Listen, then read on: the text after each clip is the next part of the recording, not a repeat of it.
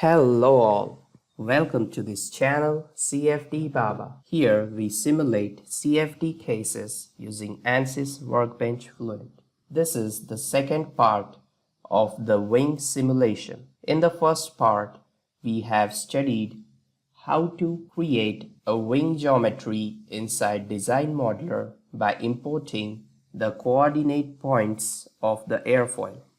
Today, we are going to simulate that same wing by assuming that it is being simulated inside a wind tunnel. I wonder what would happen if we actually test the wing inside the wind tunnel. Will the wing uproot the structures and fly up through the top face of our wind tunnel? Let me know what you think in the comments below. To start the simulation, drag in the Fluid Flow Fluent tab. Right-click on Geometry and select New Design Modeler. Once the Design Modeler has opened, we will import our geometry. You can find the geometry in the link in the comments down below. Click on File, click on Import External Geometry. Select wing.stp. Click Open. Click on Generate. You can see that we have a single body of wing which has been imported into ANSYS Design Modeler. Now, in order to simulate this geometry, we need to create a wind tunnel around this geometry. We can do that by using the enclosure option. Click on Enclosure and select the dimensions as 6, 3, 3, 5, 3, 3. Click on Generate. You will see that an enclosure has been created around the wing. We make sure that the wake region behind the wing is longer than the entry region in front of the wing. This helps us to better predict the flow in the wake region of our wing. This is just a demonstration simulation. The values that we will get cannot be compared with actual experimental values. Once the enclosure has been created, we need to delete the solid part, that is the wing, from our fluid domain, that will be air. To delete the solid part, we need to select the Boolean subtract operation. Go in Create and click on Boolean. Select the operation as subtract. It asks us for target and tool bodies. Target body is the body from which you want to subtract your geometry. Select the solid, click on Apply. Tool body is the body which you want to get deleted from our fluid domain. Select the wing body, click on Apply. Click on Generate. You can see that the wing has been deleted and now a cavity has been formed inside our fluid domain. Rename this geometry as fluid domain. We can simulate this whole fluid domain to get the values of lift and drag on our wing. But there is another option. We can use the symmetry boundary condition so that we will only need to simulate half part of our geometry. We can do that because we know that our geometry is symmetric about the XY plane. In order to use the symmetry boundary condition, click on Fluid Domain. Go in Tools, click on Symmetry. It asks us about which plane is your geometry symmetric. We will select the XY plane. Click on Apply. Click on Generate. You can see that half portion of the geometry has been eliminated and only the symmetric half has been retained. You can observe that the cavity of wing has been created due to the Boolean subtract operation. We use the symmetry operation because it helps us to reduce the mesh count and solve our simulation faster. This helps us to save computational time and resources while doing large-scale simulations. Once the geometry has been prepared, we will now export it to our meshing software. You can close the Design Modeler and open the Meshing tab. Right-click on Mesh, click on Edit. Once the geometry has been imported, we will start our meshing procedure. Let's see what the software does when we generate a default mesh. Click on Mesh, click on Generate. You can see that the software has generated a mesh which will give us partly accurate results at the leading edge of our airfoil. But there is not any sufficient mesh at the tailing edge of our airfoil. In order to solve this problem, we will do some modifications in the meshing sizes. Select the element size of 500 mm. Select the sizing option. Inside sizing, we will select the maximum size as 500 mm. Next, we need to give meshing size for our wing faces. Select the face selection filter. Select the 3 faces of our wing. You can press the Control button and select multiple faces simultaneously. I have selected all the 3 faces of our wing. Right-click and select Insert. Inside Insert, select Sizing. It will ask you for the element size on these faces. Select the element size as 50 mm. Select the behavior as hard. Go inside the global mesh settings. Select the growth rate as 1.1. Now we will generate a mesh and see how the mesh is being generated. Click on Mesh, click on Generate. You can see that the mesh has been refined considerably near our wing surface.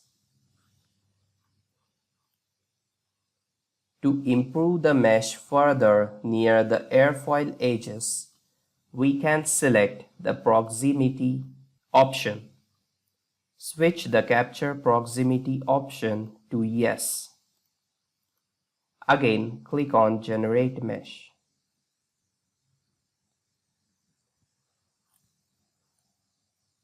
You will be able to observe that the faces adjacent to our edge have been aligned in a better manner than they were aligned without proximity curvature.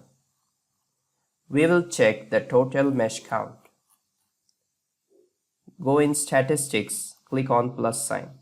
You will see that the total number of elements are 288K. For demonstration purposes, this mesh is sufficient to generate some meaningful results. We need to give names for our boundaries. Click on the Face Selection filter. Click on the Symmetry face and press N. Name this face as Symmetry. If we name the face as Symmetry, then ANSYS Fluent will automatically detect that it is a symmetry boundary condition. Click on the Inlet face, press N, name it as Inlet. Click on the Outlet face, press N, name it as Outlet. Select the faces of the wind tunnel that act as a wall. Press Ctrl key and select all the faces simultaneously. Press N and name these faces as walls. Click on OK. You can see that we have named all the faces of our wind tunnel, the symmetry face, the inlet, outlet, and the walls. Now we need to select and name our wing, because in order to calculate the lift and drag on the wing, it needs to have a named selection. To select the wing, go in wireframe mode. Click on the shortcut button for wireframe. Select the mode as box select. You can drag in your mouse over the wing geometry and you can observe that the wing faces have been selected. Press N and name these faces as wing. Click on OK. Switch the mode to single select. You can turn off the wireframe mode. Now you can see that we have all the required boundaries to simulate our problem inside ANSYS Fluent. Click on Mesh, right-click and click on Update button. This will successfully translate your mesh into the Fluent tab. After the meshing operation is done, you can close the meshing tab. Next, we will set up the boundary conditions for our problem. Right-click on Setup and click on Edit.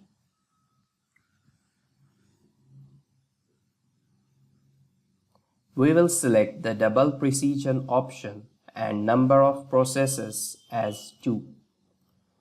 We can do parallel computing by using 2 cores from our machine. Click on Start.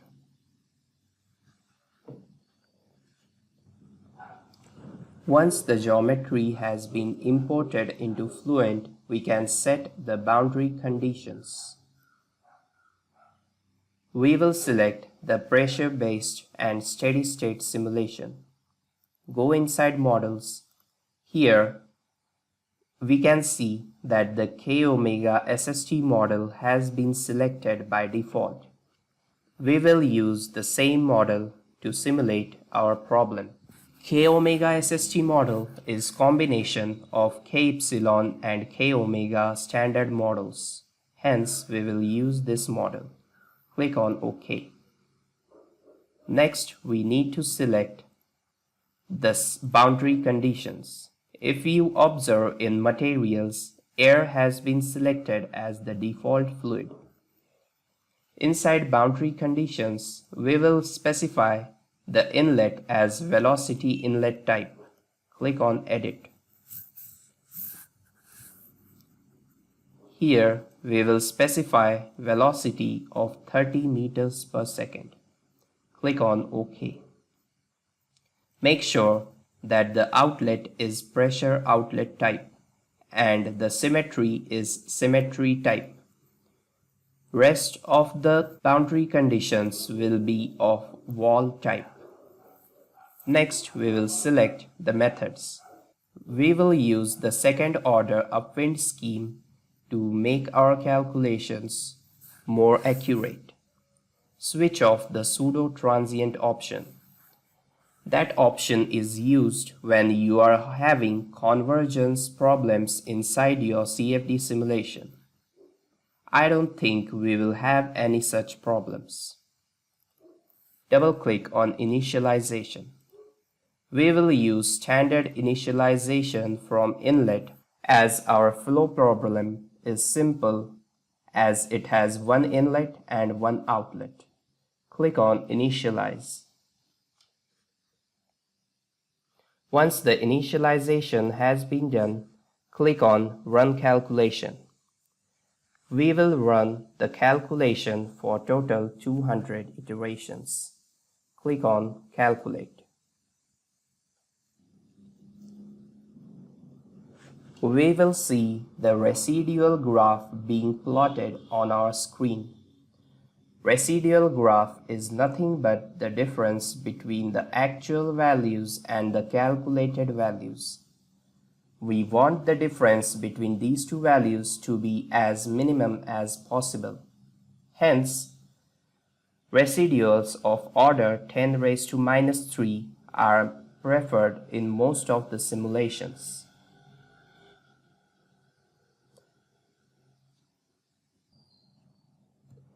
The calculation has been completed. Click on OK.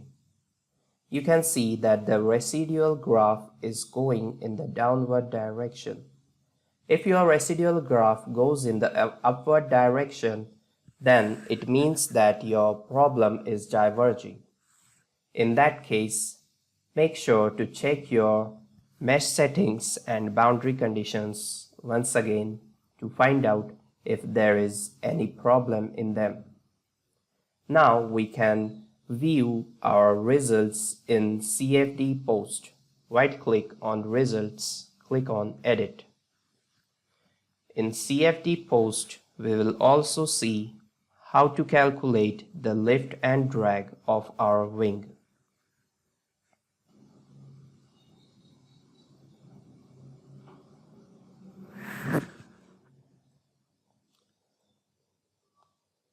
Once the geometry has been imported inside CFD post, we will view the results. Click on location, click on plane, click on OK. We need a plane in the XY direction. Click on apply. The plane has been generated on the symmetric face. Here we can view the different contours. Click on contour button, click on OK. First of all, we will view the pressure contour. Select the range as local. Select number of points as 110. Click on apply. But it is showing us the pressure on the inlet face. Select the location as plane 1. Click on apply. Here you can see that the pressure distribution is clearly visible. You can see that how the pressure is distributed at the front end and the back end of the airfoil, and also above the airfoil and below it. There are many theories to explain how an airfoil is able to generate the lift.